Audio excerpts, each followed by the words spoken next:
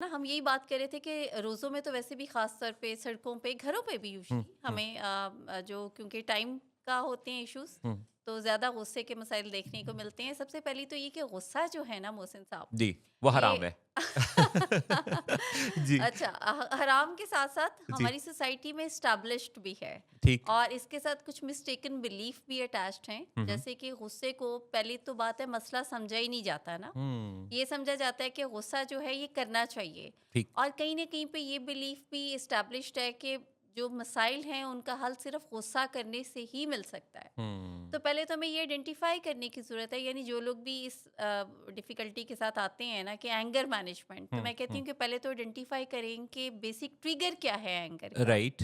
यानी anger at time तो mood disorder में ना, हुँ, हुँ, जैसे हुँ, हुँ, कोई साइकेट्रिक इश्यूज में या मूड डिसऑर्डर में भी जो एग्रेसिव एजिटेटेड होती है कंप्लेन हुँ, में, हुँ, हुँ, उसके साथ साथ में कुछ सर्टेन पैटर्न्स भी डेवलप हो जाते हैं, जैसे कि अपनी मर्जी के मिजाज के खिलाफ कोई बात बर्दाश्त ना हुँ, कर पाना या हुँ, ना हुँ, सुन पाना, हुँ, हुँ। या आप इतने ज़्यादा आपकी जो है ना परफेक्शनिस्ट अप्रोच होती है कि कोई भी चीज़ इधर से उधर होती है तो आपका मिजाज एकदम से तेज़ी आ जाती है जी, उसके अंदर। जी, तो उसमें हम ये कहते हैं कि you just have to identify the trigger. जी, उसके बाद ये है कि आप देयर द सर्टेन स्किल्स जिस पे आपको अबूर हासिल करने की ज़रूरत है, यानी बिल कि सुनने की आदत डालना शुरू कर बिल्कुल दें ऐसा ही है। हुँ, सबसे ज़्यादा, और हुँ, उसके बाद फिर बोलने से पहले सोचें, हुँ, थिंक बिफोर यू स्पीक, जो हुँ। है ना इट्स वेरी इंपॉर्टेंट।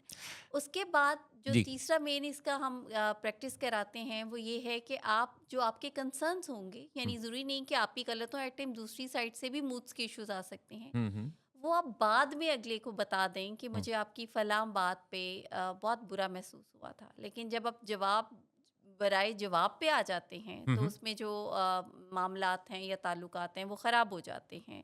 फिर देयर द सर्टेन एक्सरसाइज़ेज़ हुँ, जिसमें हम जो एंगर मैनेजमेंट है, उसमें रिलैक्सेशन की बहुत सारी टेक्नीक्स हैं। हुँ, हुँ, डीप ब्रीथिंग है, मेडिटेशन है, हम कहते हैं कि आप डिस्टेंट हो जाएँ, हुँ, हुँ, डिस्ट्रैक्ट करें अपने आप को, डिले करें अपने उस सिचुएशन, उस इश्यू को। हुँ, हुँ, होता ये है कि जब आप फ़ौरन से पहले हुँ, इम्पल्सिव होते हैं ना, तो आपको चाहिए, आप रिएक्ट करते हैं और हुँ, आपको रिस्पॉन्स चाहिए होता है। हुँ, और हुँ, ये वाला जो पैटर्न है ये एस्टेब्लिश हो जाता है, और इसी को ही बस सारी मतलब जनरेशन टू जनरेशन, क्योंकि ये हमारा डेवलप होता है, हुँ, हुँ, शिफ्ट होता है, तो हमें लगता है कि बस यही सोल्यूशन है कि कोई एक बात करे तो वो जाएगा कहाँ, वो हुँ, बात का जवाब सुन के जाएगा, जिसके बाद फिर आपको दुख होता है, आपका मूड ऑफ होता है और आपको फिर लगता है कि ओ ये तो मसला है, मतलब गुस्सा क्यों किया मैंने ना उसके, अ, क्योंकि उसके उसके उसकी फिर फिर पछतावा शुरू हो जाता है। पछतावा गिल्ट इंड्यूस होता है ना जी, आपके जी। अंदर। और और जी, और ये जो चीज़ आपने बड़ी इम्पोर्टेंट बात कही कि गुस्से को जी, एक तो गुस्से से इनकार नहीं करना, क्योंकि ये एक इमोशन है, नेचुरल इमोशन जी, आपके अंदर मौजूद है। जी, गुस्सा आपके अंदर है। जी, अच्छा, अब गुस्से का यानी मर्ज़ी के खिलाफ चीज़ों का होना जी, ये भी होता रहेगा, जी, सारी ज़िंदगी होगा। जी, ऐसा नहीं होगा कि आपकी मर्ज़ी के मुताबिक दुनिया का निज़ाम चलेगा, जी, नहीं। जी, जी, दूसरी, इससे अगला जो पॉइंट याद रखने वाला है वो ये है कि इमोशनली इंटेलिजेंट होना है। जी। अपने इमोशंस को हाँ, दैट्स वेरी इंपॉर्टेंट। लफ्ज़ों में ट्रांसलेट करना हुँ, सीखिए।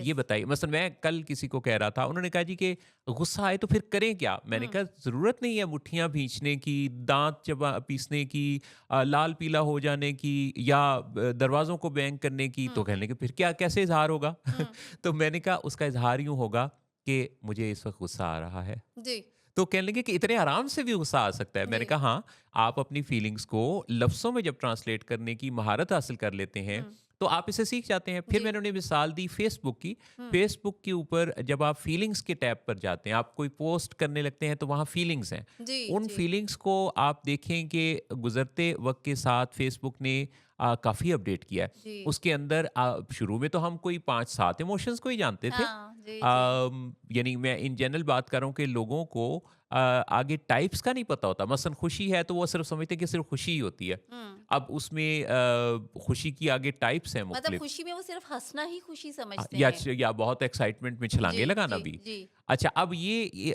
खुशी हो या गम हो या खौफ हो या मोहब्बत है या हुँ, जितने भी हमारे इमोशन हैं, जेलसी है, ये सारे के सारे जो हैं इनके अंदर फिर आगे इसके वर्जन्स हैं, जी, इसकी टाइप्स हैं। बिल्कुल। सो आप जितना ज़्यादा अपनी फीलिंग्स को आइडेंटिफ़ाई करेंगे ना, कि हुँ, आप इस वक़्त किस फीलिंग में हैं, हुँ, ये चीज़ आपको बहुत मदद देगी। आइडेंटिफाई करने के साथ साथ फिर आपको ये पता होना चाहिए कि what is the right way to express.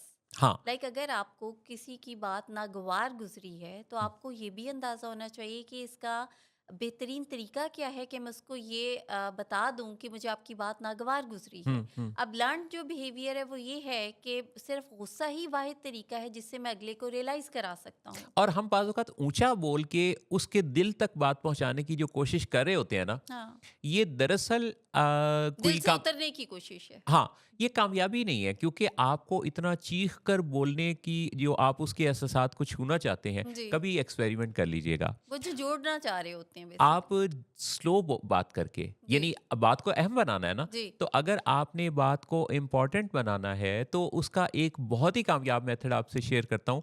आप आवाज़ को धीमा कर लीजिए। बिल्कुल। अगर आप रूटीन में जिस वॉल्यूम लेवल पे बात करते हैं, जिस टोन में बात करते हैं, हुँ, अगर आप उससे मुख्तलिफ करके, जैसे हम ऊंचे वॉल्यूम पे चले जाते हैं, जी, अगर आप उसको थोड़े धीमे लेवल पे ले आएंगे तो ये भी आपकी बात को मुनफरिद बना देगा। दरअसल हम मुनफरिद तरीके से दूसरों को मुखातिब करके उनकी तवज्जो हासिल करना बिल्कुल। चाहते हैं। और इसमें एक बहुत ज़्यादा इम्पोर्टेंट भी एक है कि जिसे हम कहते हैं stick with the I statement. Hmm. यानी हम यूजुअली मोहसिन साहब यू पे जाते हैं। Hmm. You did this, you are wrong, hmm. You are failure, you are mistaken. Hmm. अब ये जो यू लैंग्वेज है ना, it's basically a blame. Hmm. तो हमें ख़ास तौर पे जब एंगर मैनेजमेंट की बात करते हैं तो हम कहते हैं आई स्टेटमेंट पे रहें आप आई कि मतलब ये कि मैं अच्छा मैं मैं समझा कि यानी जैसे आंखों ही आंखों में बात करें। वो भी करने में हर्ज नहीं है, जी। मगर आंखों ही आंखों में करें तो मोहब्बत से करें। आंखों ही सही आंखों में नफरत का इजहार नहीं करना नहीं आपने। करना चाहिए।